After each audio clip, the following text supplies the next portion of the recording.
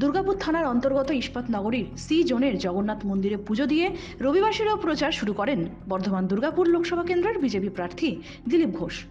জগন্নাথ মন্দিরে পুজো দেওয়ার পর হুড খোলা গাড়িতে চেপে প্রচার করেন দিলীপ ঘোষ। সাথে ছিলেন দুর্গাপুর পশ্চিমের বিধায়ক লক্ষণ ঘড়ুই ও বহু কর্মী সমর্থকরা।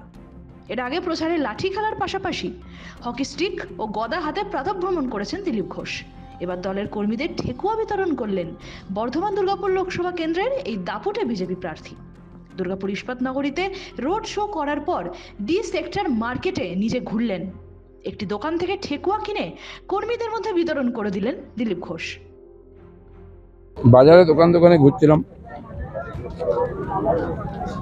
অনেক কিছু পাওয়া যাচ্ছে, তার মধ্যে ঠেকুয়া বিক্রি হচ্ছে দেখলাম প্রথমবার। তো ওটা কয়েক কিলো ঠেকুয়া কিনে যারা রোড শো করলেন আমাদের সঙ্গে 2-300 জন সবাইকে খাওয়ানো হলো। ঠেকুয়া জল খাও, শরীর সুস্থ।